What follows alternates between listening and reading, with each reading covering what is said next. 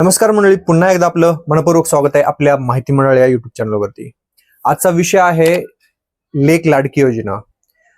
जसं तुम्हाला लाडकी बहीण योजना माहित आहे, तशीच ही एक लेक लाडकी योजना आहे। महाराष्ट्र सरकारने राज्यातील मुलींच्या उज्ज्वल भविष्यासाठी एक अतिशय महत्वाकांक्षी योजना सुरू केली आहे, जिचे नाव आहे लेक लाडकी योजना। खरं तर ही योजना 2023 मध्येच लॉन्च झालेली आहे।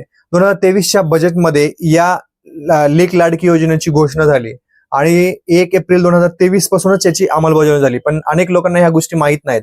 पण काल परवा फक्त जळगाव जिल्ह्यातल्या जवळपास 2500 ते 2600 मुलींच्या अकाउंटला पहिला हप्ता जमा झालाय। आणि त्या कारणास्तव आपण हा व्हिडिओ बनवला, जेणेकरून ज्या लोकांना ही योजना माहिती नाही किंवा जे लोक लाभ घेत नाहीयेत, तर त्या लोकांसाठी हा व्हिडिओ पोहोचावा, गरजू लोकांपर्यंत हा विषय पोहोचावा, म्हणून आपण आजचा व्हिडिओ बनवतोय।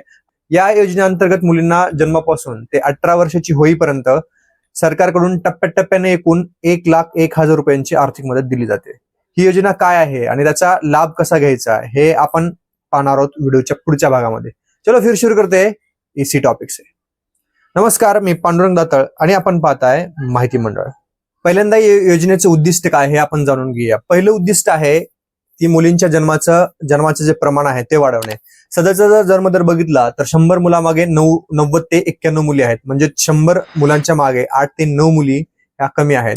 तो जो जन्मदर गॅप आहे तो समान व्हावा, हा त्यातील एक उद्दिष्ट आहे। त्यानंतर दुसरा उद्देश आहे ते मुलींच्या शिक्षणाला चालना मिळावी। अनेकांची आर्थिक परिस्थिती नसते, त्यांना त्या योजनेअंतर्गत आधार देणं हा त्यामागचा एक उद्देश आहे। तिसरा उद्दिष्ट आहे की बालविवाह रोखणे, त्यानंतर मुलीचे कुपोषण कमी करणे आणि त्यांना स्वावलंबी बनवणे। या अनेक उद्देशांना गृहीत धरून ह्या उद्देशांचा विचार करून गव्हर्नमेंटनी ही जी योजना आहे लेक लाडकी योजना ती लॉन्च केली आहे। आता यासाठी कोणत्या मुली पात्र असतील ते आपण पाहूया। ही एक सगळ्याच गटासाठी किंवा सगळ्याच मुलीसाठी ही योजना बिलकुल नाहीये, तर ते एक विशिष्ट गटासाठी आहे। ते विशिष्ट गट कुठला ते आपण बघूया। ज्या मुलीच्या वडिलांकडे पिवळं किंवा केशरी रेशन कार्ड आहे त्यांनाच ही योजनेचा लाभ घेता येईल। पॉईंट नंबर 2, ज्या मुलीचा जन्म 1 एप्रिल 2023 किंवा त्यानंतर ज्या मुलीचा जन्म झालेला आहे तीच मुलगी या योजनेसाठी पात्र असेल। पॉईंट नंबर 3, ज्या मुलीचे वडील आहेत त्यांचं उत्पन्न हे 1 लाखापेक्षा कमी असलं पाहिजे।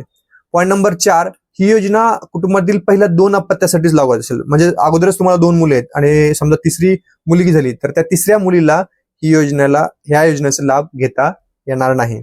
अशा काही नियम आहेत, त्या नियमामध्ये बसत असेल तरच त्या मुलीला ह्या योजनेचा लाभ घेता येईल आणि तरच त्या मुलीला पैसे मिळतील।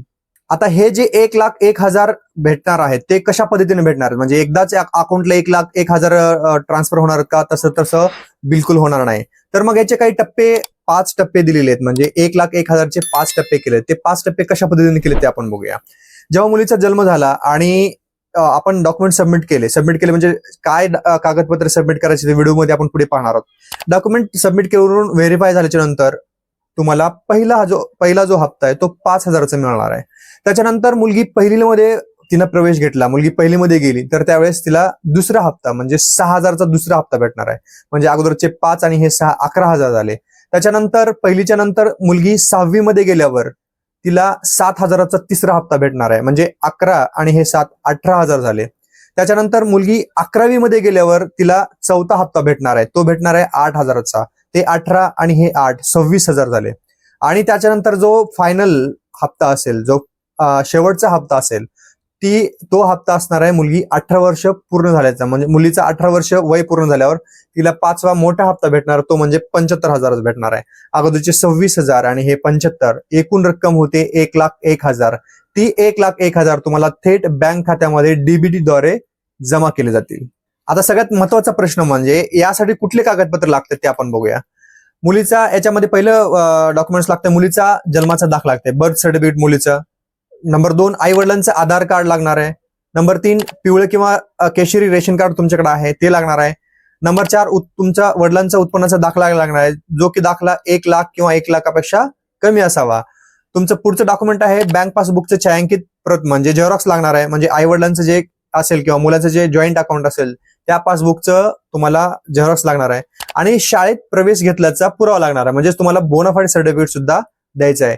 आणि त्यानंतर जर समजा तुमची दुसरी मुलगी आहे, तिच्यासाठी जर तुम्ही अप्लाय करत असाल तर तुम्ही तिसरं अपत्य करणार नाही, याच्यासाठी सुद्धा तुम्हाला कुटुंब नियोजनाचं प्रमाणपत्र त्याला जोडायचं आहे.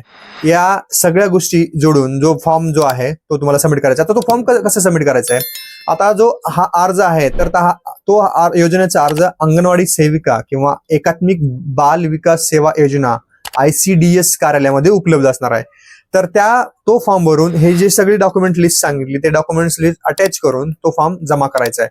जर तुम्हाला ऑनलाईन असेल तर तुम्हाला ऑनलाईन जवळच्या महाई सेवा केंद्राची सुद्धा तुम्ही मदत घेऊ शकता आणि ती मदत घेऊन तुम्ही हे सगळे डॉक्युमेंट्स आहेत ते सबमिट करू शकता.